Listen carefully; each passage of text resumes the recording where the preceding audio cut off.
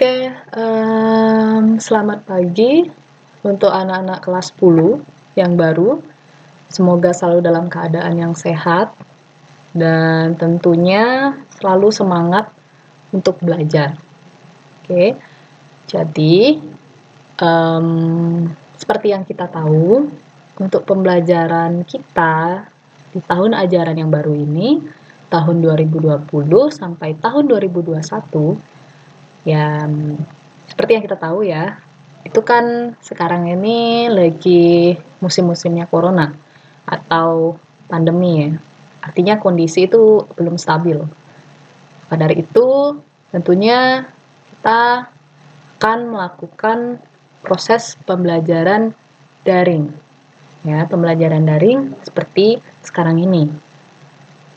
Tapi yang Ibu harapkan itu tidak mengubah semangat kalian atau mengurangi semangat kalian dalam berkreativitas dan berkreasi serta berprestasi tentunya. Ya. Oke. Kita langsung mulai aja ya. Jadi, seperti kata pepatah, tak kenal maka tak sayang.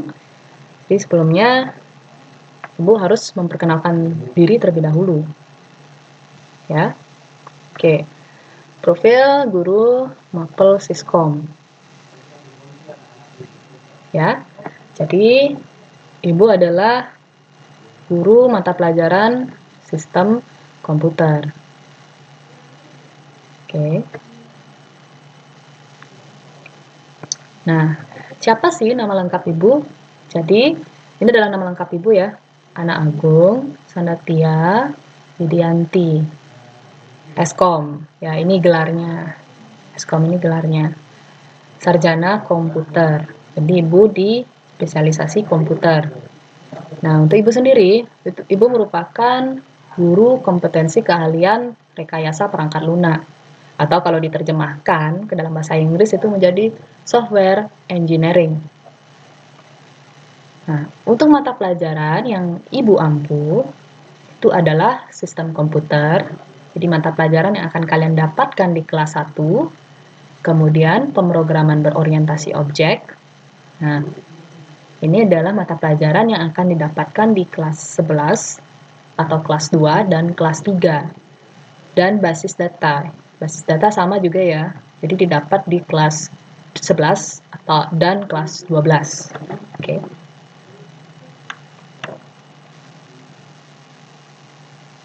Nah, jadi tadi kan nama lengkap ya. Kalau dipanggil bingung kan, panjang gitu. Terus saya manggilnya siapa, Bu? Tentunya ada yang muncul pertanyaan seperti itu ya.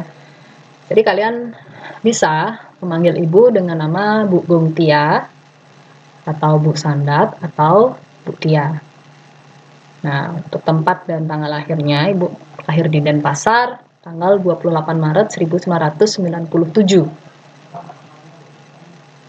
Kampungnya Ibu itu ada di Kintamani.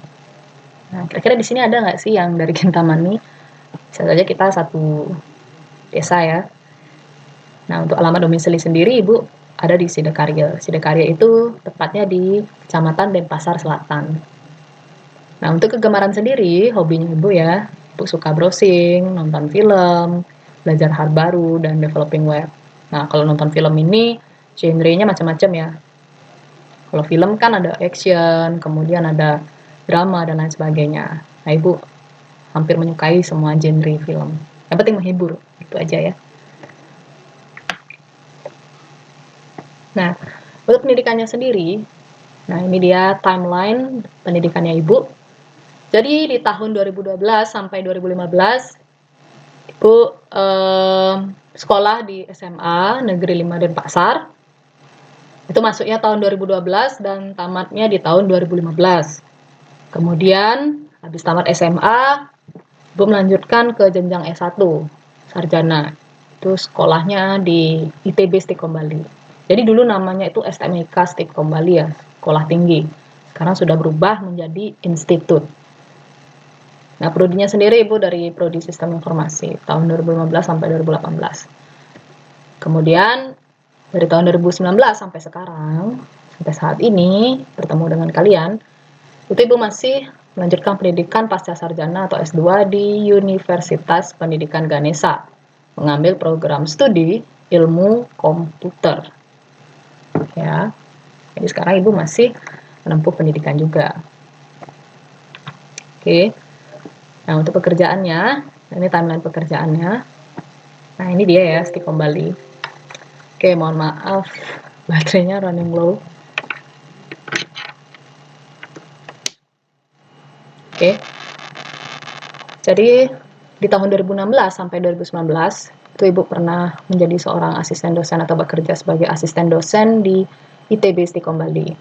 Dan dilanjutkan di tahun 2018 sampai 2019, Ibu menjadi admin prodi D3 Seni Kuliner di Politeknik Internasional Bali. Lokasi dari Politeknik Internasional Bali ini itu berlokasi di Tanah Lot, di Desa Braban. Jadi daerah-daerah Tanah Lot, Tabanan ya.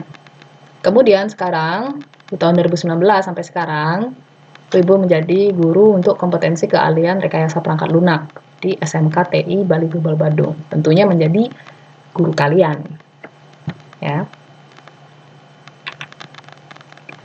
Kemudian, nah ini ada skillnya Ibu. Tentunya kita pasti memiliki suatu keahlian ya. Skill itu keahlian. Hardworking, teamwork, developer, public speaking, database, dan analytical thinking. Nah, untuk hardworking sendiri, Ibu merupakan orang yang pekerja keras, teamwork, orang yang selalu bisa bekerja sama, kemudian web developer. Nah, web developer di sini Ibu merupakan seorang yang memegang atau mendevelop web, bisa web gitu. Dan public speakingnya juga, Ibu berbicara di depan umum, tentunya mengajar kalian pastinya memiliki skill harus bisa berbicara di depan banyak orang atau di depan umum. Kemudian database, basis data, dan analytical thinking ya, kemampuan berpikir analis. Itu untuk keahliannya Ibu. Nah, berikut ini adalah beberapa portofolionya Ibu. Bisa kalian lihat. Nah, ini sebagian ya, jadi tidak semua Ibu cantumkan. Karena kalau dicantumkan itu banyak, lumayan banyak. Nah, Ibu pernah membuat aplikasi ekstrakurikuler yang ini. Aplikasi ekstrakurikuler. Jadi dia berbasis web. Nah, ini semuanya berbasis web ya. Ada website pengenalan tari Bali juga. Nah, ini dia berbasis web. Ada aplikasi sharing musik. Ini dia berbasis web dan ada website pengenalan HTML, CSS. Nah, ini juga dia berbasis web. Jadi memang karena Ibu memang spesialisasinya di bidang web. Oke. Nah, untuk sertifikasi, ini adalah beberapa sertifikasi. Sebenarnya ada beberapa sertifikasi yang Ibu punya, tapi Ibu hanya mencantumkan beberapa saja. Jadi yang memiliki kesamaan ya, jadi sama-sama diselenggarakan oleh Decoding. Jadi Ibu pernah mengikuti kelas atau course online yang dimiliki oleh Decoding. Jadi mungkin beberapa dari kalian mungkin ada yang familiar ya.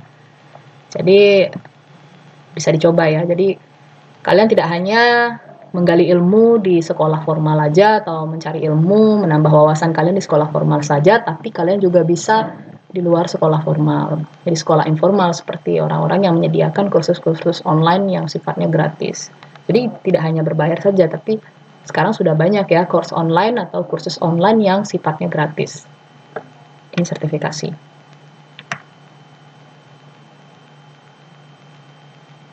Oke, ini adalah ini tentunya familiar ya buat kalian ya, logo-logonya ini ya.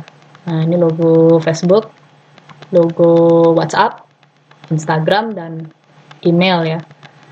Nah, ini Facebooknya Ibu tentunya. Kemudian ada WA-nya Ibu, ini nomornya. Jadi bisa kalian save. Seandainya jika kalian ada pertanyaan terkait mata pelajaran atau terkait hal lain, silahkan. Jadi Ibu terbuka ya, bisa diajak sharing. Tidak saklek gitu ya, jadi bisa kalian ajak sharing ya. Jadi jangan malu untuk bertanya mengenai apa saja boleh. Kalau ada Instagramnya Ibu @sandatia, bisa kalau kalian punya bisa di follow, pastinya Ibu fallback ya nanti ya. Dan ini Gmailnya sandatiawidianti@gmail.com ya, bisa. Ini akun sosmednya Ibu yang saat ini aktif, yang paling sering Ibu gunakan. Jadi keempat ini yang paling sering Ibu gunakan. Oke. Ya, itu sekian ya dari pengenalan singkat dari Ibu sebagai guru mata pelajaran sistem komputer. Yang Ibu harapkan kalian sudah mengenal Ibu ya, berarti ya, sudah tahu bagaimana kompetensi guru kalian. Ya, jadi itu dia pengenalan singkatnya.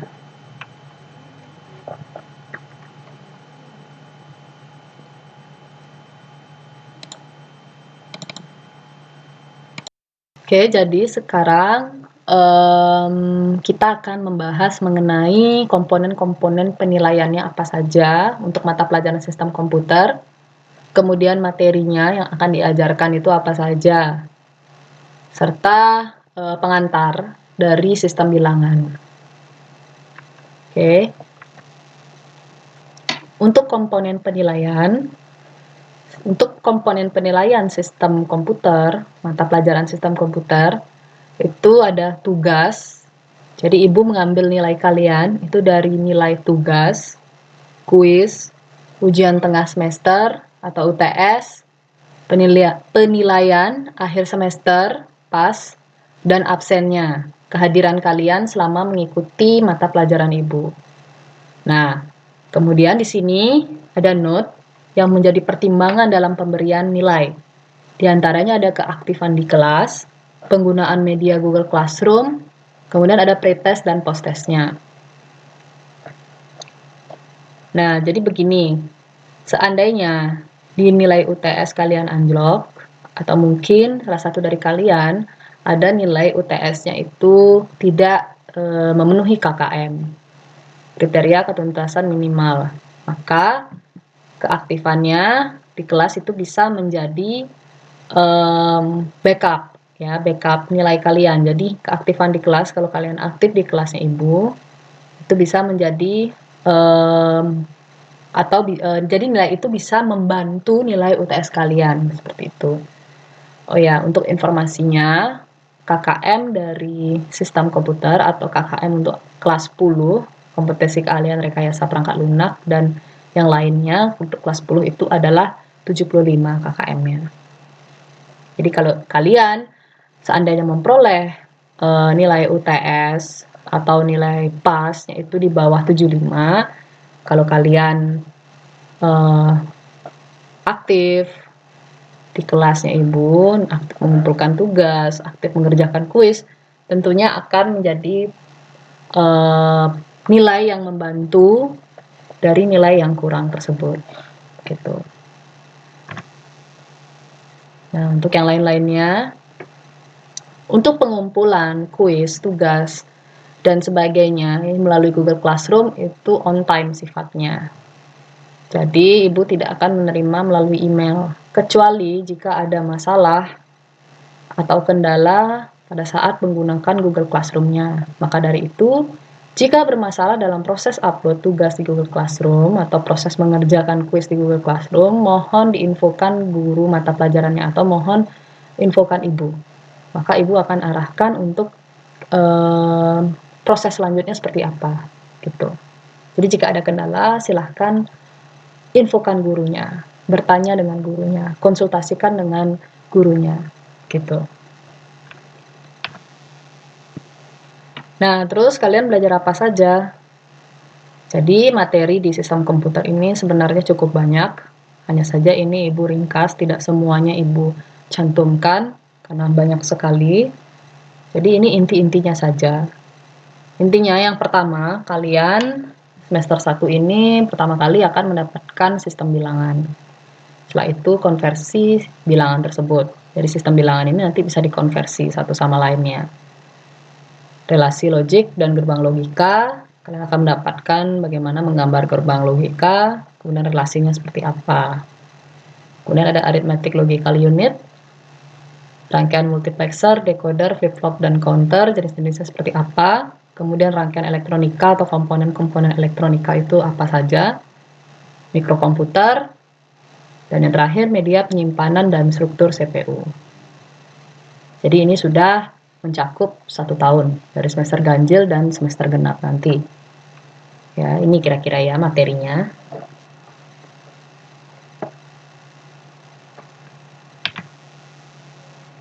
Oke, sekarang kita masuk ke pengantar atau pendahuluannya.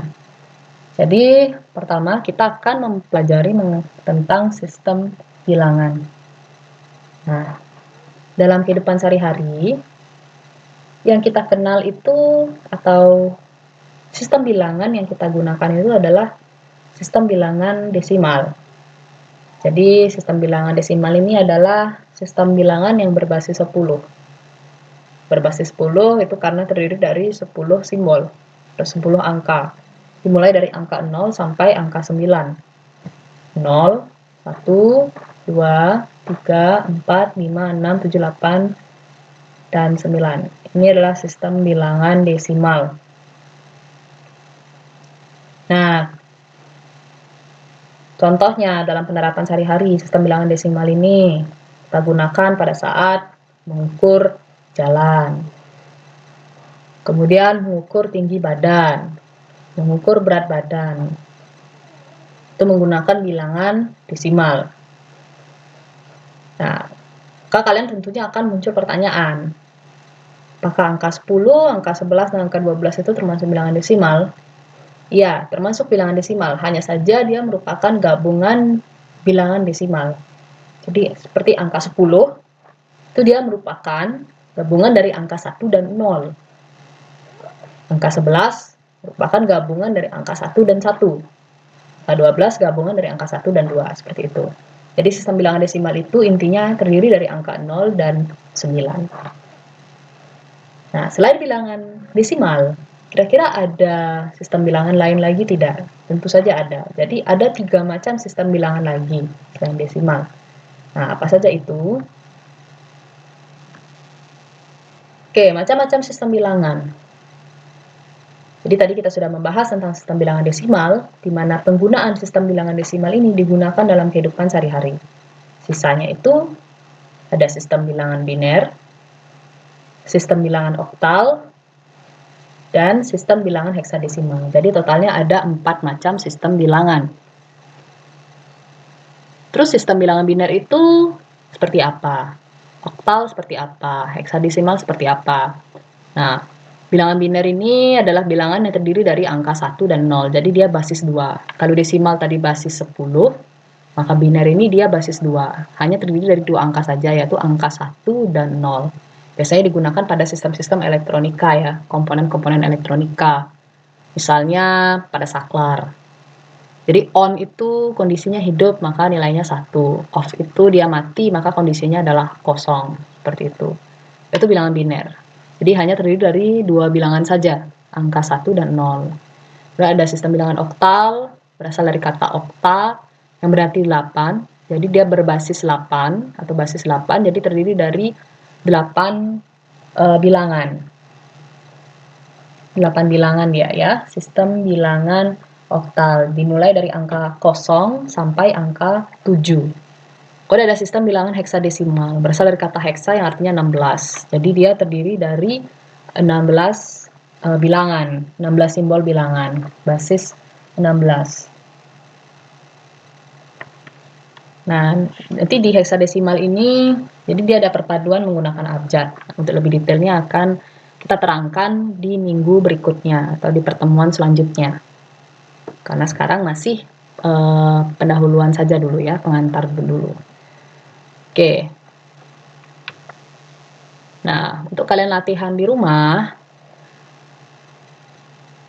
maka latihannya adalah cobalah googling dan cari definisi dari sistem bilangan.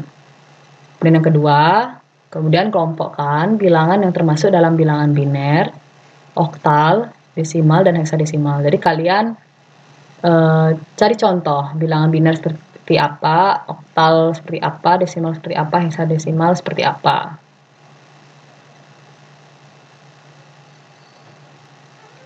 Nah, kita bahas pada pertemuan selanjutnya. Latihan dikumpulkan melalui Google Classroom paling lambat hari ini jam 7 malam. Jadi, coba di googling definisi dari sistem bilangan itu apa, kemudian kalian cari bilangan biner, oktal, desimal, dan heksadesimal itu contohnya seperti apa. Kira-kira yang termasuk kelompok biner seperti apa, oktal seperti apa, desimal seperti apa, heksadesimal seperti apa ya. Oke. Sekian Untuk pertemuan hari ini, jadi pengenalan tadi sudah, profilnya Ibu sudah, kemudian apa-apa saja yang akan kalian pelajari selama 1 tahun itu sudah tadi dijabarkan semua. Nah, apabila ada pertanyaan, bisa kalian WA Ibu. Jadi di sini sudah ada ya di slide-nya ini. Nanti slide ini akan Ibu share. Jadi ini WA-nya Ibu, kemudian ada emailnya, ini emailnya, dan ini akun Instagram. Jadi kalau seandainya kalian follow kan bisa DM Ibu juga ya. Oke, jadi sekian pertemuan hari ini. Semoga ilmunya bermanfaat. Jangan lupa untuk selalu menjaga kesehatan. Selamat pagi dan terima kasih.